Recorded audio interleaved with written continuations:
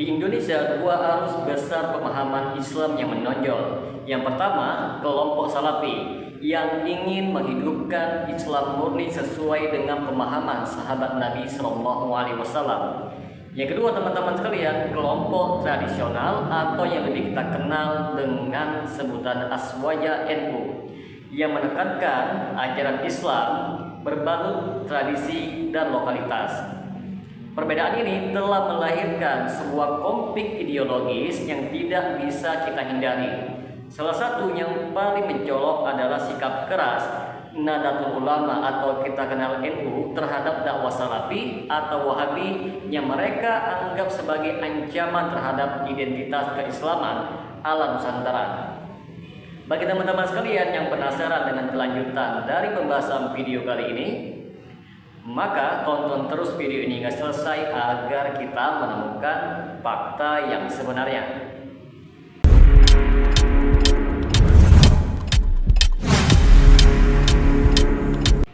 Assalamualaikum warahmatullahi wabarakatuh. Jumpa lagi dengan saya Rio Mulyadi di channel Manhaj Dakwah. Pada episode kali ini kita akan membahas tentang mengapa Aswaja NU menolak ajaran Salafi di Indonesia. Teman-teman sekalian, di sini akan kita paparkan beberapa alasan kenapa Salafi ditolak oleh Aswaja tradisional. Yang pertama, Salafi ingin kembali ke Islam yang murni. NU ingin pertahankan tradisi. Salafi menyuruh kembali kepada tauhid yang murni sesuai dengan Al-Quran dan Sunnah dengan pemahaman para salaf. Sementara di pihak NU justru mereka mengatakan Islam di Indonesia harus disesuaikan dengan budaya lokal. Inilah titik tolak penolakan NU terhadap Salafi, karena dakwah Salafi membongkar dan menolak banyak amalan yang sudah menjadi identitas NU seperti tahlilan, yasinan, peringatan Maulid Nabi, tawasul dan tabaruk kepada wali, zikir berjamaah dengan suara yang keras, ritual haul manakib, sehingga syair-syair pujian terhadap tokoh sufi.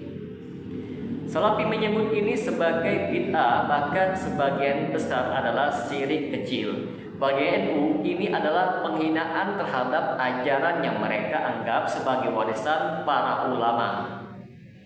Yang kedua, teman-teman sekalian, NU merasa terganggu otoritasnya.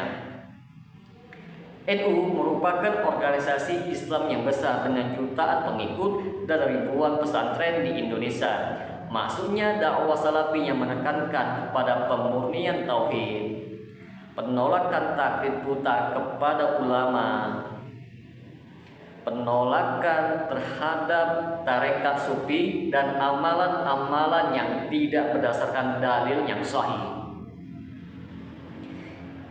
Ini telah mengancam status quo keulamaan dalam tubuh NU.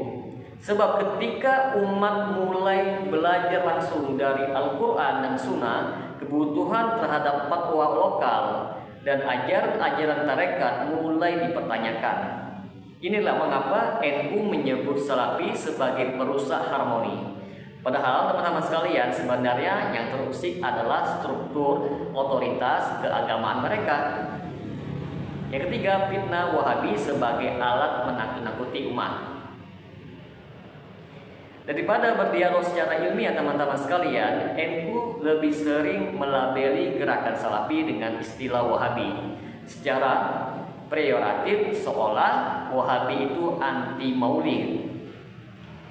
Mereka tidak melakukan tahlil, tidak ikut ziarah kubur adalah Wahabi, tidak ikut yasinan Wahabi radikal.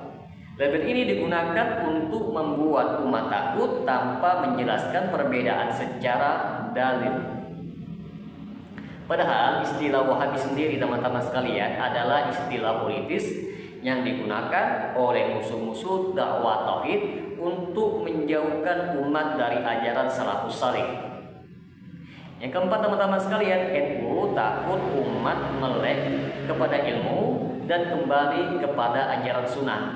Salafi mengajak umat untuk mengkaji Al-Quran dan As-Sunnah, mengenal tauhid dan syirik secara mendalam, memahami bahwa agama tidak bisa berdasarkan tradisi, menjauh dari pemujaan kubur, tawasul kepada orang mati, dan ajaran sufi yang menyimpang. NU mulai menyadari jika umat mulai mengenal ilmu dan dalil, mereka akan meninggalkan banyak praktek yang diwariskan oleh NU.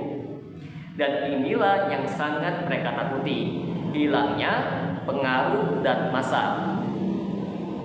Yang kelima teman-teman sekalian, dakwah salafi tidak bisa dikendalikan lagi. Berbeda dengan kelompok keagamaan lain teman-teman sekalian yang kadang kompromi, salafi cenderung teguh dalam prinsip meskipun tidak populer, tidak cari muka, tidak tunduk kepada tekanan politik ataupun budaya lokal, tidak mau menyesuaikan ajaran demi diterima oleh masyarakat luas. NU yang terbiasa dengan Islam yang lentur, fleksibel, dan akomodatif terhadap adat istiadat merasa cara dakwah salafi ini terlalu kaku teman-teman sekalian, terlalu lurus dan terlalu keras dalam memurnikan agama. Tapi inilah warisan Nabi. Agama ini tidak dibangun atas kompromi dengan kebatilan. Sikap NU terhadap salafi bukan karena salafi sesat teman-teman sekalian, tetapi karena salafi membongkar praktek-praktek yang tidak ada dasarnya di dalam syariat.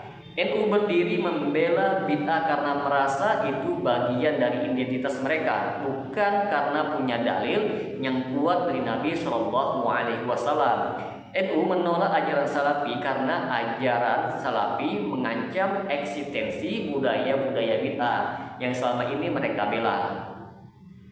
Maka teman-teman sekalian, umat Islam harus sadar bahwa tauhid adalah fondasi agama. Sunnah Nabi SAW lebih utama daripada adat lokal. Jalan keselamatan bukanlah jalan mayoritas, tetapi jalan kebenaran. Salafi bukan ancaman teman-teman sekalian, tetapi solusi untuk umat yang harus kepada kebenaran. Saatnya tinggalkan warisan-warisan yang tidak berdasarkan kepada dalil dan kembali kepada warisan sejati Rasulullah SAW dan para sahabatnya. Maka apabila channel ini dapat memberikan manfaat bagi teman-teman sekalian, silakan subscribe dan share. Semoga bermanfaat. Assalamualaikum warahmatullahi wabarakatuh.